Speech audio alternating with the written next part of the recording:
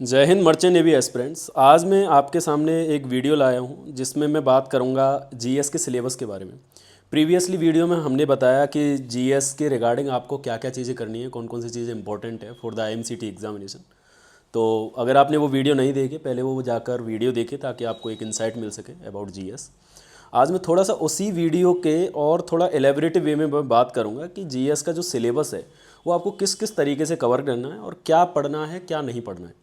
आप अगर मार्केट में जाओगे, आप अगर किसी यूट्यूब को खोलोगे, चैनल को देखोगे, वहाँ पर आपको मर्चेंट नेवी से रिलेटेड, जीएस से रिलेटेड काफ़ी सारी वीडियोस मिल जाएंगी, काफ़ी सारा मटेरियल मिल जाएगा।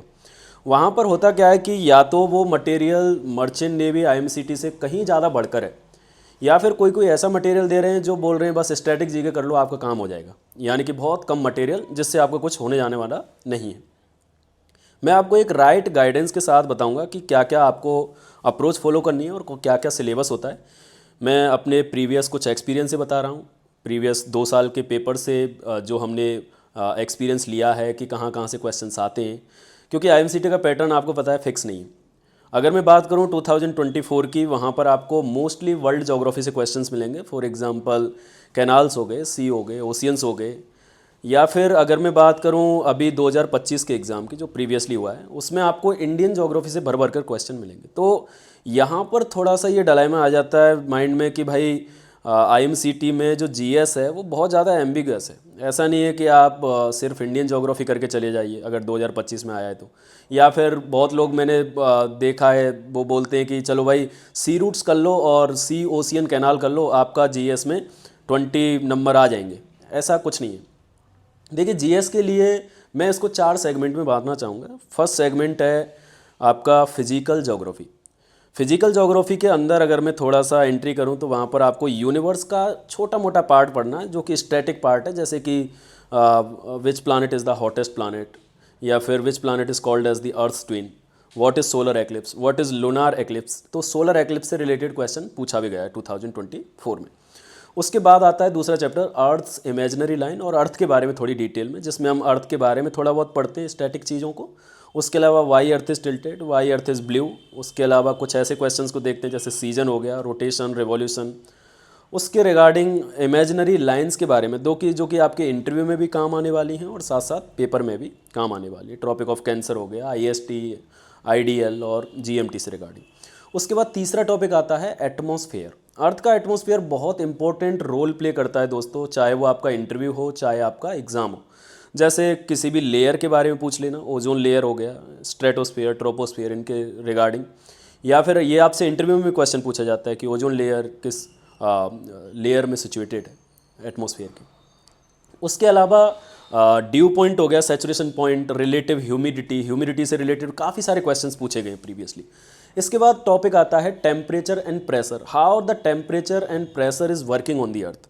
इसके लिए हमें थोड़ा बहुत इंसुलेशन पढ़ना पड़ता है। उसके अलावा थोड़ा बहुत sea breeze, land breeze, cyclones कैसे बन रहे हैं, ये थोड़ी बहुत छोटी मोटी चीज़ें जो आपके मरीन इंडस्ट्री में और जो आपका मरीन फील्ड है उसमें बहुत सारी चीज़ें आपको देखने को रियल लाइफ में भी मिल सकती हैं, जो नेचुरल कैलेमिटी के फॉर्म में आपको देखने को मिलेंगी।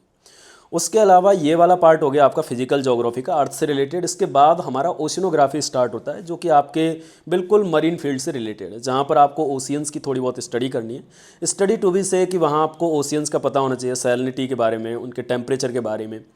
उसके अलावा सी ओशियंस की प्रिसाइज लोकेशंस क्या हैं, क्योंकि अगर आपको लोकेशन पता है, अगर पोर्ट्स की लोकेशन पता है, सी ओशियन वाटर बॉडीज़ की लोकेशन पता है, तो आप ईजिली किसी भी सी रूट को आप बता सकते हो।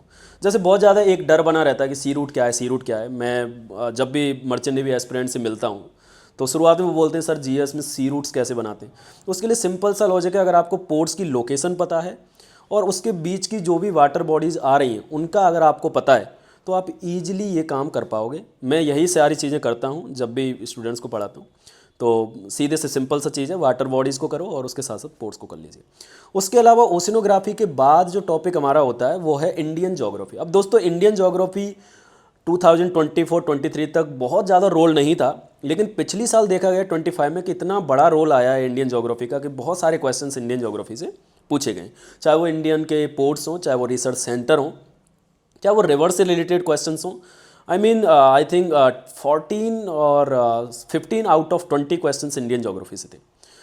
उसके रिगार्डिंग आपको वाटर बॉडीज, रिवर सिस्टम पढ़ना है इंडियन ज्योग्राफी का। इंडियन ज्योग्राफी की फिजिकल ज्योग्राफी पढ़नी है कि माउंटेन्स हो गए, उसके अलावा प्लेट्यूज हो गए, आइलैंड्स वगैरह हो गए, ये सारी चीज़ों के बारे में आपको पता होना चाहिए। उसके अलावा बेसिक चीज़ें जो हमारी सेंसस से रिलेटेड है, लिटरेसी हो गया, सेक्स रेशियो हो गया, ये सारी चीज़ों के बारे में आपको नॉलेज होना चाहिए। उसके बाद टॉपिक आता है गवर्नेंस। गवर्नेंस मतलब टू बी से एक पार्ट है पॉलिटी का। पॉलिटी अपने आप में एक सब्जेक्ट है, लेकिन उसका एक छोटा मोटा पार्ट आपको पढ़ने देखने को मिलता है, जैसे कि हमारा कॉन्स्टिट्यूशन का अडॉप्शन कब हुआ या फिर इनेक्ट कब हुआ। उसके अलावा कॉन्स्टिट्यूएंट असेंबली के बारे में, कौन के प्रेसिडेंट थे, बहुत सिंपल सिंपल स्टैटिक क्वेश्चंस के बारे में आपको जानना है। इसके अलावा फंडामेंटल राइट्स आप छोटे मोटी चीज़ों को कर सकते हो, डीपीएसपी हो गया। उसके अलावा पार्लियामेंट कैसे काम करता है, लोकसभा राज्यसभा, उनकी एलिजिबिलिटीज़ वगैरह। हालांकि बहुत ज़्यादा अभी तक देखा नहीं गया कोई डिटेल में क्वेश्चन, बस एक बार पिछली साल एक क्वेश्चन आया हुआ था कि when our constitution was adopted.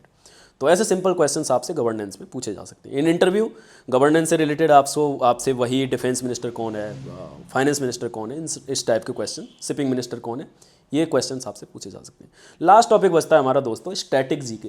अब ये स्टैटिक जीके बहुत वास्ट है।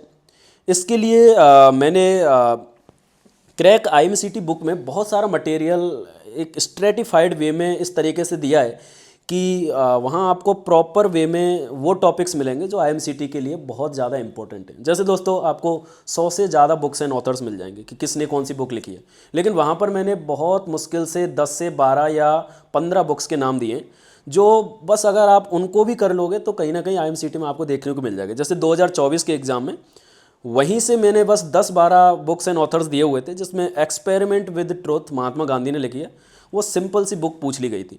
तो आपको बहुत ज़्यादा नहीं पढ़ना है कि आपको बस इसी के पीछे लगा रहना है, क्योंकि आउटपुट बहुत ज़्यादा देना पड़ेगा तब जाके कम इनपुट मिलता है ऐसे सब्जेक्ट में, क्योंकि वेग बहुत ज़्यादा है।